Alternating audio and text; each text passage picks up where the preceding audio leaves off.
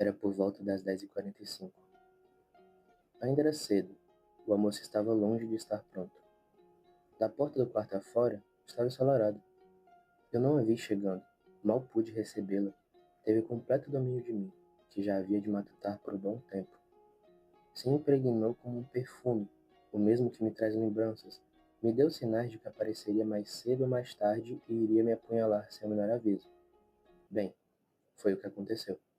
Tive de ficar sangrando pelos olhos em frente a uma porta trancada, a qual nem se tinha mais a chave. Ela me fala: "Você se esconde bem. Aonde esteve?" Seu tom de ironia me dava nos nervos. Eu estive nos mesmos lugares em que te deixei, em que de ti levei as lembranças, mas observei-te de longe, inúmeras vezes. Me mantive distante o suficiente para garantir que não a sentiria tão fortemente, mas falhei.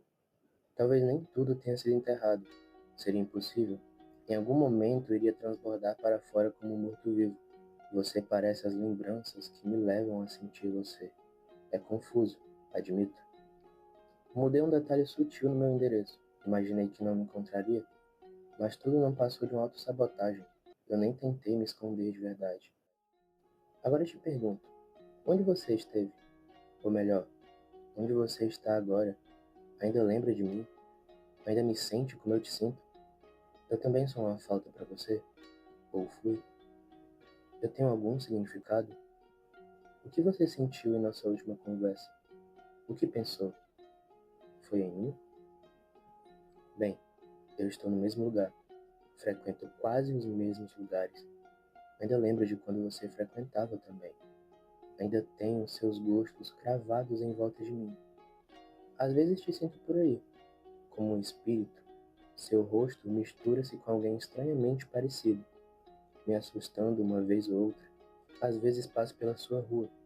No começo, eu esperava te encontrar, mas agora nem olho mais para o número, portão ou calçada de sua casa. O cheiro até sumiu dos meus arredores, mas se algum dia teve um significado, hoje ele virou essa falta, essa dolorosa e sem volta. Saudade.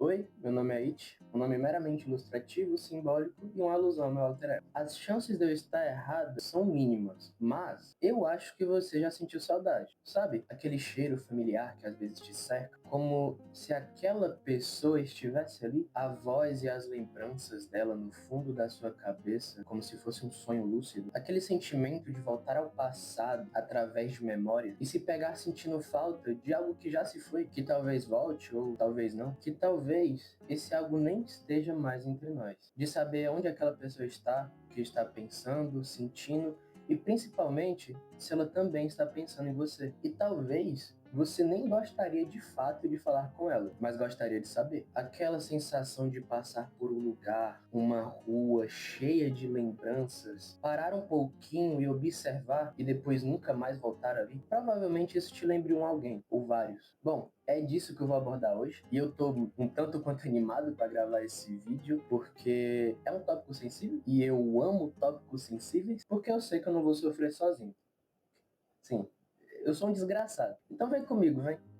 Tem uma frase que eu ouvi enquanto eu estava arquitetando o roteiro desse vídeo, que é: onde o luto fica, de vida se enche. As dores, elas não somem, elas não se apagam. Até porque o que te muda não se esquece, justamente para você não voltar à sua antiga maturidade, para você não regredir. Temos de conviver com fantasmas de pessoas, com faltas curtas e longas. Algumas que vão se desfazer e outras que vão se fazer em você, sabe? É constante, é cruel. É de certo tom injusto precisarmos sofrer para nos tornarmos melhores, embora isso não seja uma regra ou totalmente eficaz. Talvez, justamente por levar com esse tom de injustiça, muitas vezes esquecemos que ainda estamos vivos, que existem outras coisas que vão preencher a dor da falta, da morte ou do luto. Por mais que não preencha por completo, ou talvez nem complete, até porque não precisa se completar nada. Acho que uma das maiores dádivas da vida é essa: poder sentir,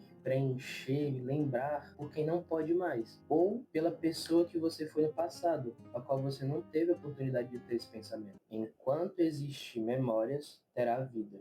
E enquanto existir vida, terá mudanças.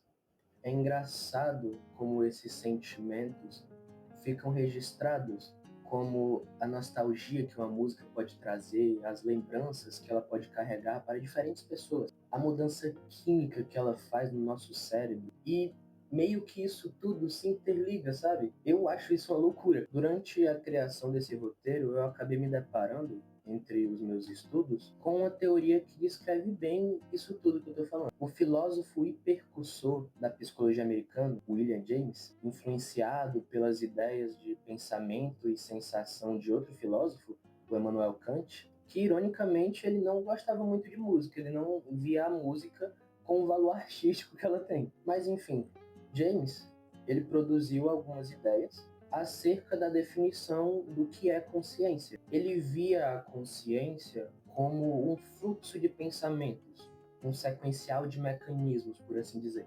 Resumidamente, ele diz que a consciência se dá a partir da percepção com seus sentidos, mais uma resposta fisiológica, mais a compreensão desses fatores, assim resultando na unificação deles e resultando em uma nova ideia. E o que esse monte de palavras complicadas tem a ver com música? Calma, meu caro Símio, calma. Eu vou chegar lá. Me responde, como é que você sente a música? Quais sentidos você usa? O ouvido, né? Você escuta. Percepção auditiva. O que você sente ao ouvir a música? Pode ser inúmeras coisas, desde choro, desconforto, até alegria e vontade de sacudir o esqueleto. Resposta fisiológica. Dependendo do que aquela música te representa, ela vai trazer um determinado sentimento. No caso desse vídeo, a saudade ou a interpretação da saudade. E a compreensão disso tudo trará a ideia unificada que você atribuiu àquilo. No caso, a música. Tudo isso de forma fluida, segundo James. Eu notei durante a minha vida que sempre existiu uma música presente durante algum evento que traria mudanças. Músicas às quais eu nem lembro mais da existência, mas se tocar, automaticamente eu vou lembrar de tudo, desde o começo até o fim do ciclo e o início de outro. Músicas que eu ouvi tanto em determinados cenários que reescutar elas me dá uma agonia, e outras que se eu escutar me dá alegria automaticamente. Não só músicas carregam sentimentos, como muitas expressam eles também. Eu poderia citar um monte de música que fale sobre luto, saudade, ausência, falta e um monte de coisa relacionada com o tema desse vídeo. Mas ia ficar um vídeo longo pra cacete. Mas eu separei algumas músicas que representam bem o que eu quero falar. A cidade sem você não é igual. A cidade sem você não tem ninguém. A cidade sem você virou um caos. E eu também. Isso mostra o que a ausência acarreta em uma pessoa. O quão vazio a vida se torna pela falta de algo ou de alguém, num nível que tira a nossa paz, por mais que seja ou não temporário. O banco do meu carro inclina, mas nele você não se deita. Eu passo em frente à sua rua, mas não ligo a seta. E os hábitos que desenhamos juntos, eu desaprendo todo dia. As faltas vão doendo menos, é o que você diria.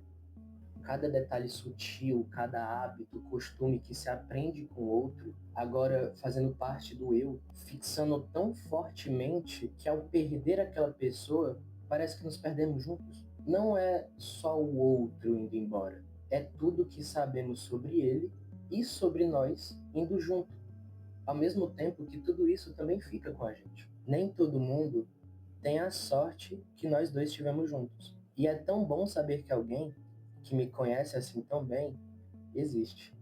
Em uma nota mental pro meu futuro eu gostaria de levar a perda como a conquista do novo.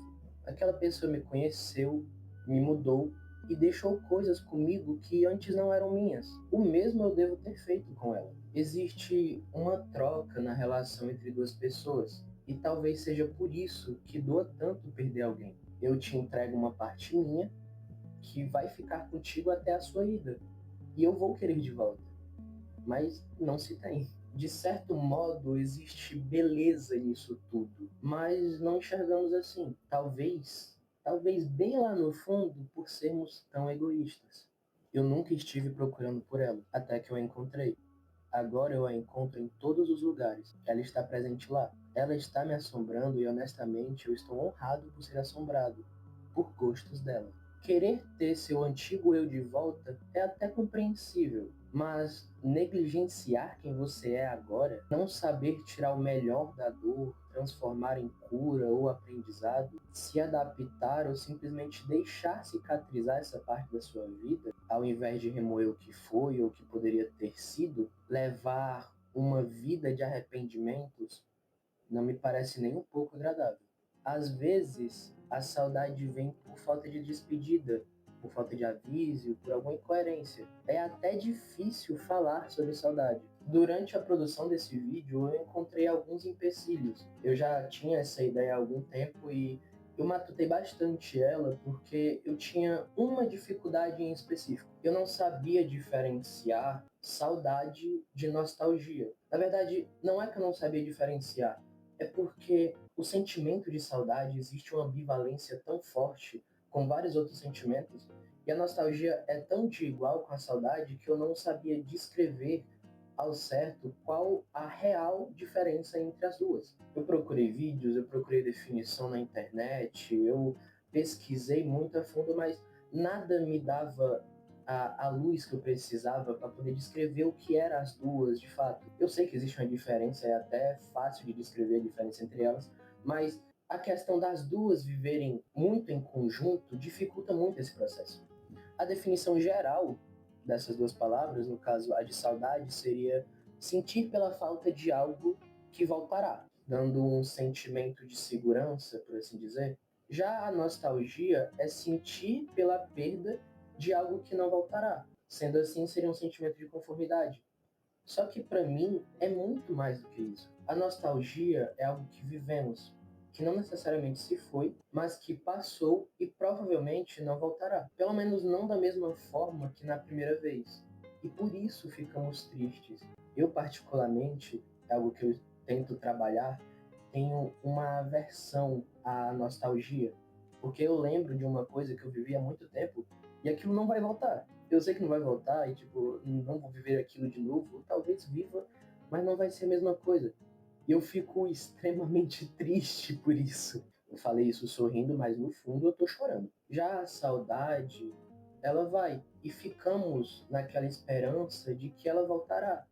Porque muitas vezes ela volta. Só que essa desconformidade repleta de esperança talvez seja o que nos encadeia à tristeza. Se eu tenho tudo, nada no outro, seja uma pessoa ou o mundo, me interessa. É preciso que alguma coisa nos falte para que possamos direcionar o olhar para além de nossa imagem.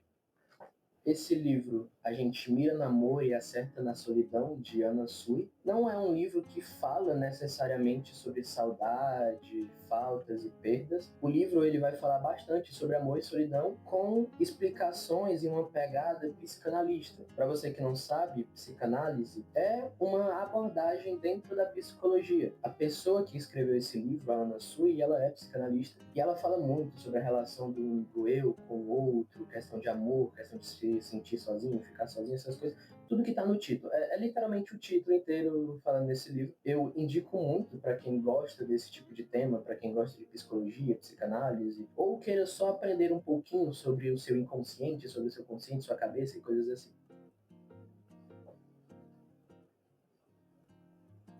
E eu trouxe esse livro aqui porque, de certa forma, a solidão está ligada com a saudade, né? E ligada com o amor, se for levar pelo amplo da falta. No fim, esse sentimento é individual, subjetivo e difícil de descrever de maneira tão simples. E se juntar com a existência mútua, junto com vários outros sentimentos, essa ambivalência, fica ainda mais complexo. Um problema que eu tenho notado muito nessa geração, na minha geração, é de não saber levar as coisas com falta de extremismo. Isso em relação a tudo e qualquer coisa. Talvez vire até tópico de outros vídeos, tá? Parece que todos estão presos numa visão juvenil das coisas, que se prende demais ao passado e ao que se foi, por não saber se desprender daquilo, e que estão a todo tempo tentando superar aquela coisa, só que estão mais apagando, negligenciando, ao invés de realmente entender. Essa geração leva alguns conceitos muito ao pé da letra. Você não precisa se desvincular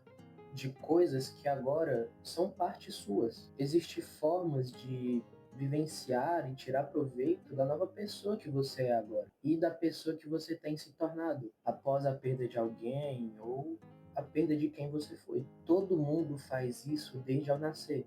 A diferença é que algumas coisas doem mais que outras, mas constantemente nós vamos perder algo ao mesmo tempo que ganhamos outro. Se você acha que não ganhou, é porque está olhando mais para o que perdeu do que para o que realmente sobrou. A minha mãe, a sua mãe, qualquer outro parente já deve ter falado para você. Só se dá valor quando se perde. E é justamente por isso.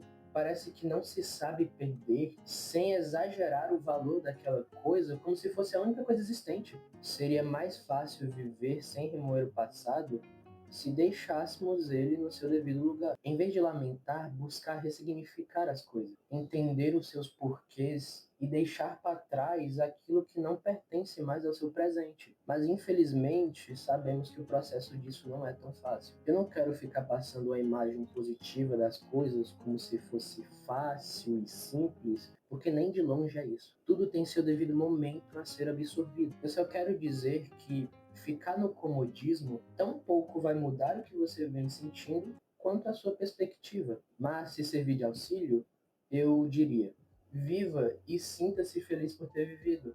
Aprenda o porquê amou, por que foi amado, como foi e como não foi. Mas não se arrependa, porque você chegou a ser quem você é, talvez mais consciente do que você foi no passado, por ter passado por aquilo. Romantizar a eternidade só trará dor, porque nada é para sempre. Perder dói, mas continuará doendo se você continuar abraçando algo que não é mais para estar no presente. Se você tem a capacidade de perder a sua vida, quem dirá coisas que passam por ela? Nada é eterno e a vida pede mudanças. E elas virão como uma grande desordem, porque é preciso tirar algumas coisas do lugar para colocar novas. Às vezes, isso tudo é só o mundo novo se apresentando para você. Quanto mais retornarmos ao passado, mais a vida que está vindo para você se retrai.